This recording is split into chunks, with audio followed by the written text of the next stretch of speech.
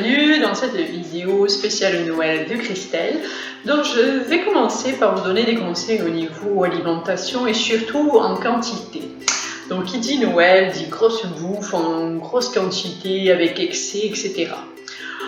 Avant, il y a 10, 20 ou 30 ans, on pouvait se permettre de manger en grosse quantité, d'être plus ou moins malade, mais plus ou moins on se rétablissait assez rapidement.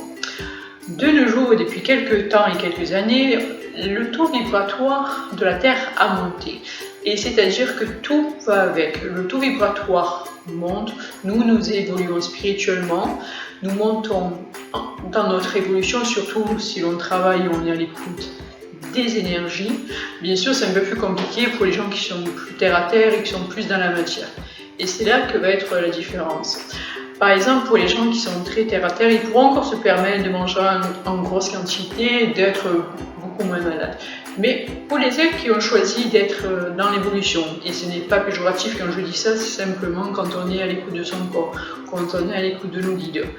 Même si l'on a une vie où on va travailler, métro, boulot, dodo, mais du moment qu'on est à l'écoute, qu'on est en éveil, qu'on est en ouverture spirituelle, notre corps est dans notre ADN, dans notre corps physique, dans tout ce qui nous représente, évolue également.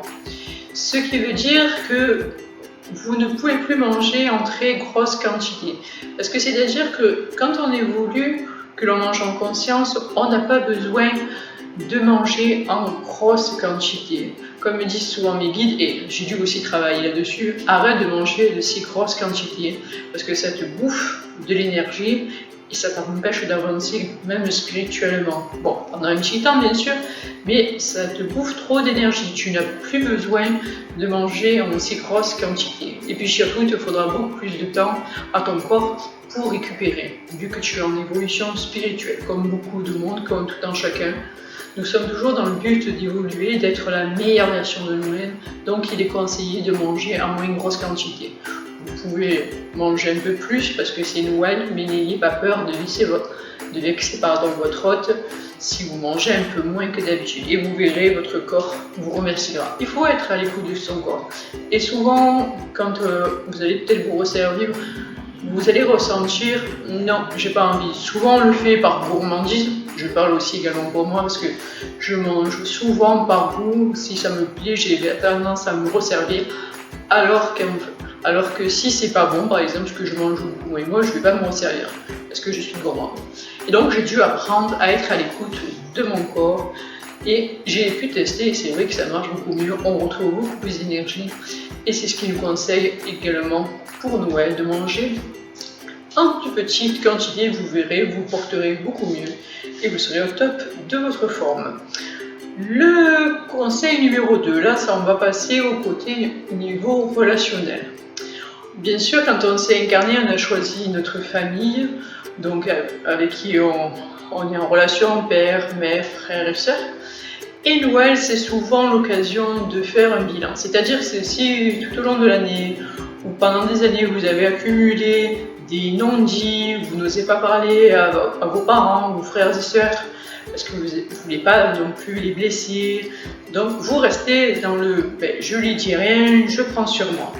J'ai eu également cette expérience il y a quelques années et j'avais du mal à communiquer avec ma sœur. Elle n'était pas à l'écoute, bon, moi aussi, j'avais pas l'habitude de dire ce que je pense, donc du coup, on se disputait souvent. J'ai fait il y a quelques années ce bilan avec elle, on a posé les choses carte sur table, et du coup, maintenant, on est dans la communication et tout va beaucoup mieux, et c'est beaucoup plus simple. Et souvent, quand on n'a pas fait ce genre de travail avec sa famille, souvent à Noël, c'est l'heure de l'addition. Désolée, mais c'est vrai que parce que c'est l'occasion du bilan. C'est un peu comme le 31 janvier, c'est l'occasion du bilan. Après, si vous avez travaillé sur vous, vous n'avez plus de conflit familial, tout va bien. Vous pouvez passer de très très bonnes fêtes. Et d'ailleurs, je vous souhaite de très très bonnes fêtes. Et je vous aime, et voilà, je vous passe tout mon amour. Que le Papa Noël vous gâte, vous fasse de beaux cadeaux. Et je vous propose une petite idée de cadeau original. Voilà, donc soyez dans l'amour, dans le partage. Nos guides spirituels sont là. Et également, notre famille défunte sont présents. Ils adorent venir lors des réunions, que ce soit Noël, anniversaire, mariage. Vous verrez, ce Noël va être magique.